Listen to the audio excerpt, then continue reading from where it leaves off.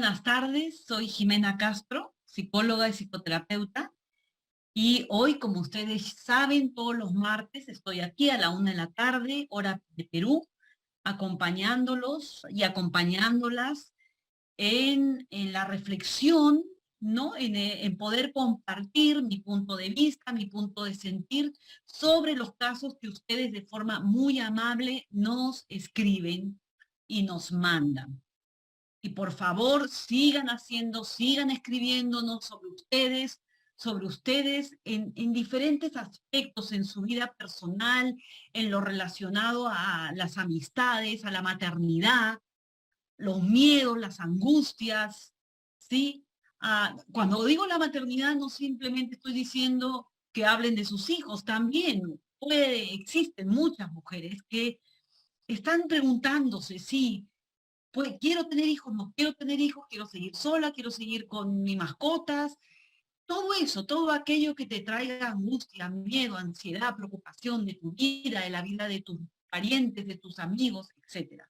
Acá, bienvenido, poder, leer las cartas de manera anónima, no tienen por qué poner sus nombres, y de esta manera poder contribuir, poder poner un granito de arena a la reflexión, al pensamiento, a brindarles la posibilidad de mirarse, de entender lo que les pasa desde un lado menos angustiante, menos perturbador, menos doloroso, ¿no? Muchas veces ya ustedes continúan en un proceso de psicoterapia individual, grupal, pero aquí empezamos con algo, ¿no? Con algo importante, creo. Y también, por supuesto, que aquello que ustedes nos cuentan, la carta que ustedes nos escriben, hace eco, resuena en muchísimas personas que tienen un problema similar y también ayuda mucho a otras personas a mirarse, a poder analizarse, a poder comprenderse, ¿sí? Entonces, bueno, hoy voy a leer lo que nos escribe Indira. A ver, Indira dice, mi padre tiene 70 años, somos 7 hermanos, yo soy la mayor. Actualmente tengo 40 años. Hemos vivido experiencias duras al crecer. Mi padre era ausente e indiferente, pero cuando nos daba atención era para reprochar, para culpar, para golpear, para maldecirnos y despreciarnos. Qué complicado, ¿no? Es decir, el padre estaba ausente, trabajaba mucho, no sé, probablemente también, y por otro lado, cuando estaba era para criticar, juzgar, golpear, reprochar, maldecir. Maldecir es la palabra que usa Indira, una palabra bien fuerte, ¿no? Mi madre nos hacía odiarlo y guardaba en nosotros una venganza para cuando creciéramos. Ella decía, cuando sean grandes, ojalá nunca lo vean a este. Era muy cruel. Por ejemplo, acá quizás era de más el comentario de la madre, ¿no? Porque ellos ya veían, Indira y sus hermanos ya veían, ya vivían, ya sentían, ya escuchaban la violencia constante del padre hacia ellos, ¿no? Y claro, luego lo que cada uno vaya a hacer en su vida adulta, si habla con este hombre ya viejo hoy en día, si se relaciona con él, si no lo llama, si es indiferente, ya le corresponde a cada hijo. Pero bueno, también había una mamá desesperada, ¿no? Una mamá humillada, desesperada, llena de dolor, lleno de cólera, llena de pena, ¿no? Que la llevaba también a hacer estos comentarios. Luego dice, la situación de mi madre era muy difícil, porque su amor y odio nos hizo narcisos y esquizofrénicos.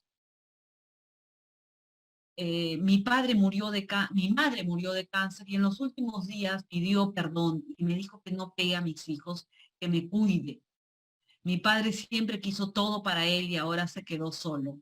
Yo vivo en otro país y no puedo tenerlo conmigo. Tengo hijos pequeños y no quiero que mi padre les haga daño con su actitud cruel.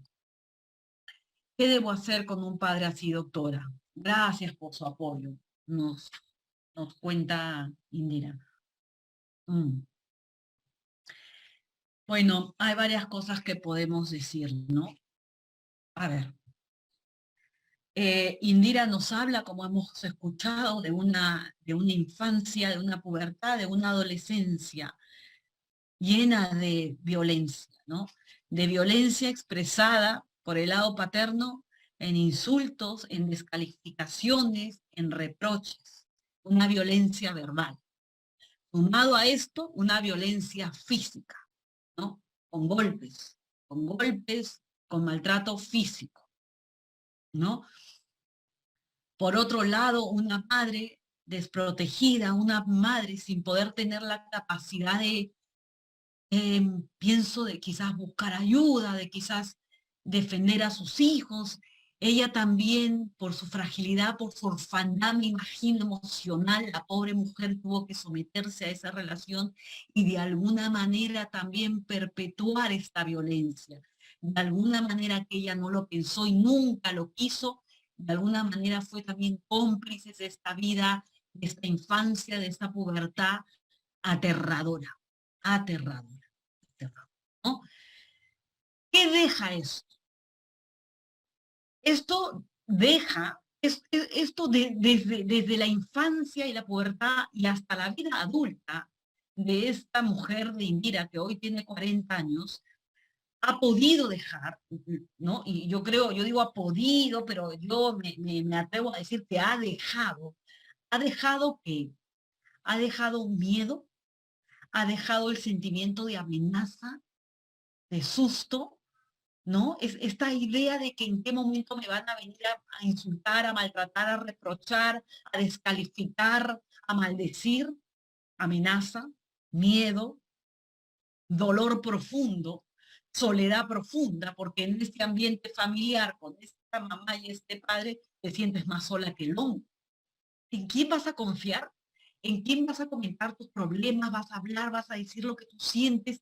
Si, por ejemplo, un niñito te quitó tu cuaderno, el otro rayó tu libro, el otro te quitó el lapicero, el otro te jaló los moños, el otro, tu mejor amiga te despreció, te dijo que ya no era su mejor amiga y que ahora era otra, el grupo no te habló, etcétera.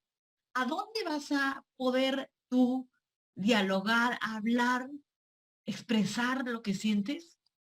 A ningún lado, ¿no? Te lo vas a comer tú. Ahora, te lo comes, no, no lo evacúas, ¿ah? Te lo comes. Te lo comes quiere decir que ahí lo vas a mantener por muchísimos años en algún lugar de tu ser. La soledad, el miedo, la rabia también, porque esto genera mucha impotencia, mucha rabia, la amenaza constante del terror, que obviamente también nos va a llevar a sentimientos, a sentimientos y a ideas, ¿no? Fantasías de que efectivamente soy una porquería, ¿no? Y por mucho tiempo, de manera constante, yo vivo esta violencia y mi padre me descalifica, me maldice, me pega, o sea, yo voy a creer que soy la última chupada del mango, que no sirvo, ¿no? Que no soy útil para nada, que soy cualquier cosa, que no merezco amor, que no merezco comprensión, que no soy digna de ser amada, de ser, de tener calma, de tener tranquilidad, de tener esperanza. Todas mis ilusiones y mis metas se chancan. Y obviamente en palabras más sencillas que ustedes conocen y a veces utilizamos demasiado y de manera muy, muy fácil, pero lo voy a comentar ahora, obviamente, la autoestima, la seguridad, la confianza, cero, ¿no? Cero. Entonces, todo esto es lo que ha ido dejando en el mundo interno, psíquico, emocional, en Indira y probablemente sus hermanos. Por otro lado, Indira dice, ella dice, nos ha dejado a narcisos y esquizofrénicos, ¿no? Algo así comenta. Dice, a ver acá, exactamente dice, ¿dónde está? Dice, sí, pues por ahí dice, nos hizo narcisos y esquizofrénicos. Ahora, Indira y todos aquellos que de manera muy apresurada y guiados más por TikTok o por, no sé, por lo que escuchan, ¿no? Ya se autodiagnostican y dicen yo soy bipolar, soy narcisista, tengo trastornos de este o del otro, o tengo el TEA, el trastorno del espectro autista, o tengo una u otra cosa, un ratito, pausa. Acá, Indira, la persona que te tiene que está en la capacidad y en la función de poder diagnosticar qué es lo que tienes tú o tus hermanos, es un médico psiquiatra o una psicóloga, en base a muchas citas psicológicas, serán de 6, 7 citas, en donde se te evalúa, en donde se toma tu historia personal, se hace una entrevista, se redacta una anamnesis, y se aplican pruebas psicológicas. Y después de eso podemos tener un diagnóstico que claro que es válido y es importante para ubicarnos, para centrarnos en qué está pasando y cómo continuar el tratamiento. Pero eso lo hace el médico especialista. Yo no sé si ustedes han tenido ese apoyo, porque si no lo han tenido, mejor no hay que poner palabras, no hay que diagnosticarnos, porque no, podemos estar muy equivocados. Entonces, sigamos más allá de, aparte que también el diagnóstico, y si lo damos nosotras mismas, nosotras mismas sin un apoyo profesional, nos puede chancar mucho, ¿no? Nos puede limitar mucho, chancar mucho, sentir que ya pues la desesperanza toma todo mi futuro y mi presente. Entonces no hay que ir por ahí. Entonces, bueno, regresando a la pregunta, porque Indira al final dice, ¿qué debo hacer con un padre así? Bueno, en parte te estoy respondiendo, porque ¿qué puedo hacer con un padre así? Hay que analizar qué es lo que dejó, qué es lo que almacenó, una historia infantil, una historia en tu pubertad, una historia de tu adolescencia, colmada de tanto terror, de tanto miedo, de tanto maltrato físico, verbal, etcétera, ¿no? Esto es, más allá de qué puedo hacer con un papá así, la pregunta más bien va a qué puedo hacer yo con mis recuerdos, con mi memoria, con mis sentimientos. ¿De qué manera esto vive en mí, vive, está en carne viva? ¿En qué? ¿Cómo? Esto hoy en día y a lo largo de tus años, ¿cómo se ha manifestado? Hay personas que, por ejemplo, dicen, no, a mí no me afectó. Hoy día recién de repente de la nada tengo ataques de pánico, no puedo ir a trabajar, siento que me persiguen, o no puedo subir al bus, estoy siento así que me ahogo, he ido al médico, qué sé yo, y me han dicho que el médico ha dicho que no tengo nada, que tengo que ir al psicólogo. Pues probablemente el ataque de pánico es una manifestación somática de toda una vida llena de dolor, de rabia, de frustración, de soledad, de silenciar, y de callar muchas cosas, muchos sentimientos, muchas fantasías, ¿no? A veces, efectivamente, no se manifiesta nada. La niña es una niña dócil, obediente, adecuada a la imagen y semejanza narcisista de sus padres. Acaba la universidad y hace un quiebre, un brote psicótico. ¿Qué pasó? Pero, y lo peor es que la gente dice, si yo antes era más fuerte, si yo antes era más sana, ¿cómo? No, antes estabas desconectada, antes usabas probablemente el mecanismo de disociación, un mecanismo de adaptación, un mecanismo de adaptación o de defensa para poder no morir en el camino. Eso es lo que pasaba antes. No era que estabas bien, era que todo estaba silenciado, sepultado, latente. Entonces, de repente, acaba uno la universidad o acaba la escuela, ¡pum! Sale esto, ¿no? Sale la bomba.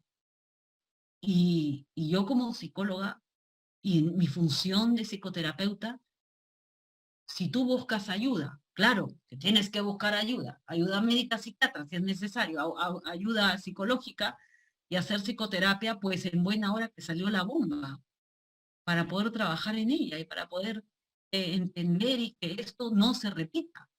Porque con el papá, y mira con su papá ya es mayor, ella no vive con el padre inclusive, ¿no?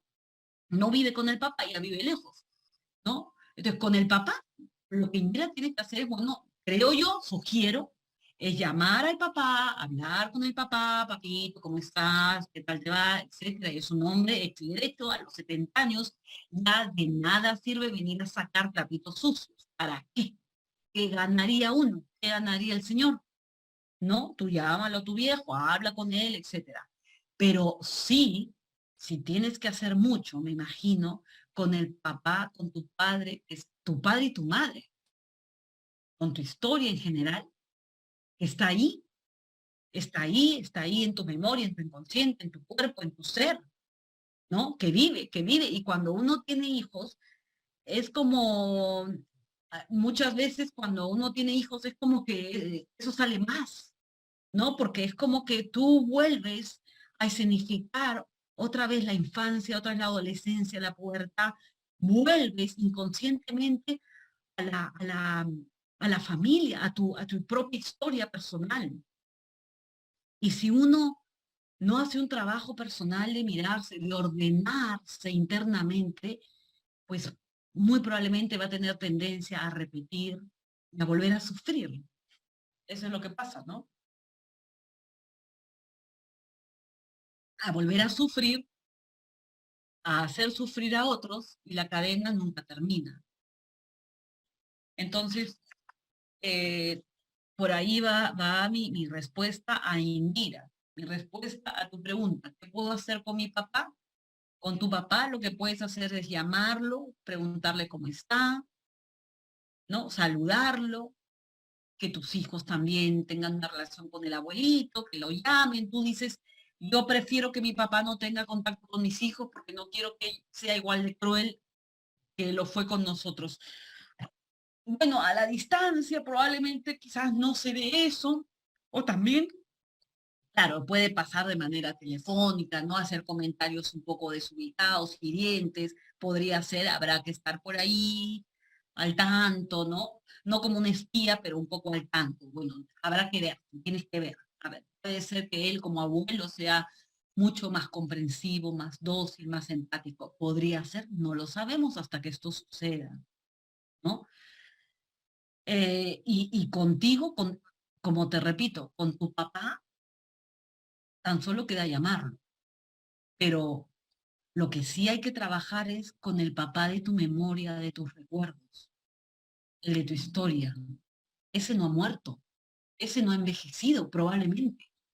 Ese sigue sintiendo la historia como si fuera ayer. Ese sigue recordando, ¿no? Recordando cada minuto, cada momento traumático, doloroso, de, de desprecio, de palabras hirientes, ¿no? Donde sí, sí, esto causa trauma, esto causa, como hemos dicho, dificultad en relacionarnos con nosotros mismas, causa dificultad en relacionarnos con los otros, con los hijos, con nuestras parejas, con la sociedad, claro. Y sí tienes que tener una terapia para poder, eh, para que no se repita, para que esto no se repita. Porque también pienso que una mujer, en tu caso, cuando ha habido tanta descalificación, cuando te has sentido y has sido tan humillada, tan maltratada, ¿no? ¿Cómo te miras tú hoy en día? ¿Cómo miras tus logros? ¿Cómo miras tus avances? Muy probablemente, bajo esa historia, uno sigue descalificándose, uno sigue mirándose siempre con la queja, con el pero, con la ausencia, con el vacío. Uno se pone la valla demasiado alta para descalificarse, para humillarse, ¿no? Para siempre estar en desventaja, para quizás siempre seguir estando sola, ¿no? hay que revisar, hay que seguir trabajando, Indira, en lo personal. Te agradezco mucho tu carta porque nos permite mirar, nos permite pensar mucho en muchas mujeres y muchos hombres, muchos jóvenes, muchas mujeres mayores que también han pasado o están pasando, hombres también mayores que han tenido una historia similar o que de alguna manera también se sienten reconocidos en tu papá y en tu mamá. Y quizás hoy también se dan cuenta de que ellos fueron unos padres ausentes o maltratadores o unas madres que de una u otra manera pudieron, se coludieron con la violencia porque eran muy frágiles, porque estaban muy abandonadas, porque probablemente también venían de una historia de violencia, ¿no? Entonces, te agradecemos, Indira, y bueno, sigue escribiéndonos y a ver cómo vas. ¿Qué tal? ¿Qué tal? Nos gustaría también saber de qué manera esta conversación, este aporte que te doy de manera muy humilde, de manera muy respetuosa, de qué manera cómo ha ido calando en ti.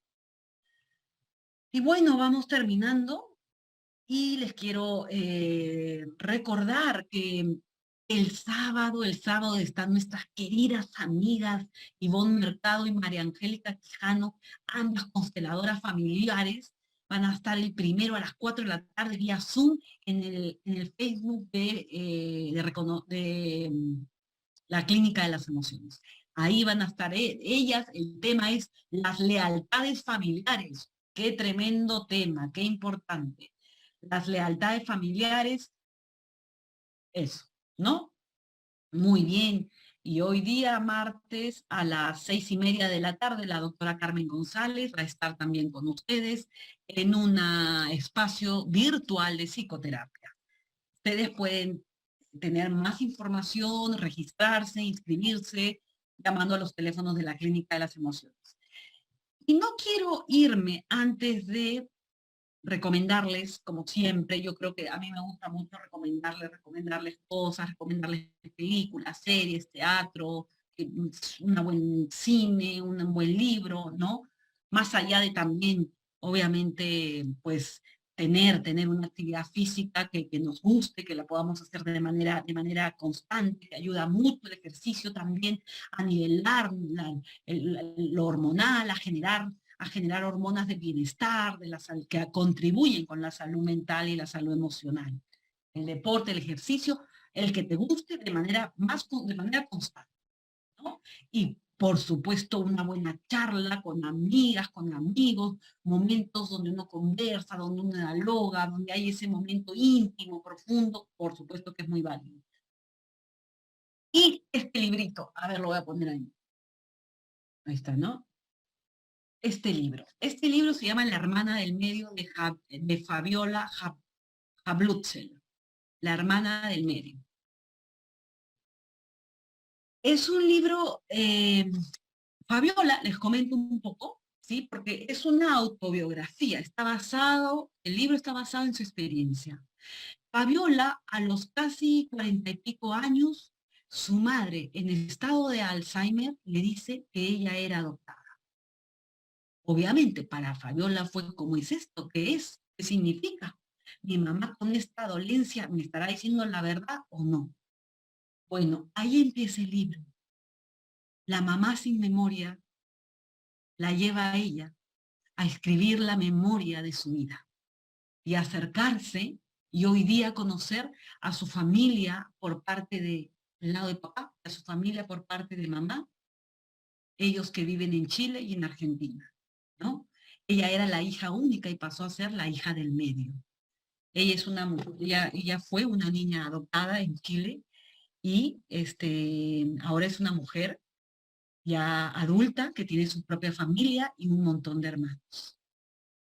Es una historia muy bonita, es una historia muy, muy reparadora, muy linda, muy bonita, y yo creo que también nos ayuda mucho a pensar y a poner sobre la mesa el tema de la adopción, ¿no?